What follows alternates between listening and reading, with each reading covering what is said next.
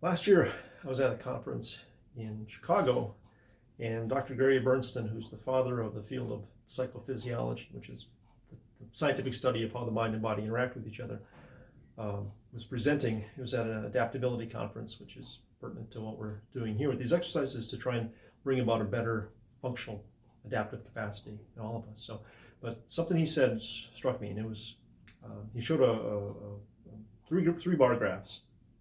And he said, this is the increased rate of death, or risk of death, for somebody who drinks excessively. And then there was another bar graph that was even taller than that. He said, this is the risk of dying from smoking.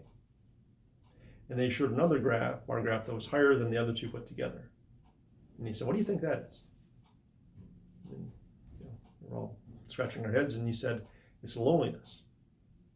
That the perception of loneliness was more damaging to one's health and increased your risk of dying more than drinking and smoking did.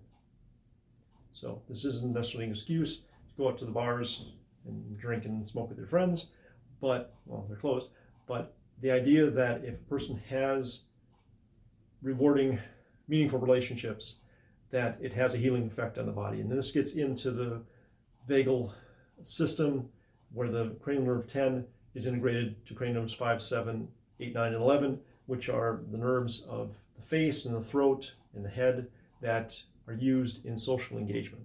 And so when we communicate with one another in a dynamic way, when a person's engaged, telling a story or telling jokes, listening, and doing the back and forth that is effective communication, it literally has a healing and soothing effect on the rest of our neurology. It isn't just the face and throat, it's literally the internal organs as well that are benefited by this. And so people who don't have that, it's like somebody who is, in a space station up, for months, don't have the challenge of gravity to strengthen their bones and muscles. They come back to Earth, they're weak. Same thing. If a person isn't using that social engagement muscle, so to speak, neurology, it atrophies, it weakens. And part of that is the actual body itself reflects that. So just very interesting, just aside that Dr. Gary Bernstein taught us.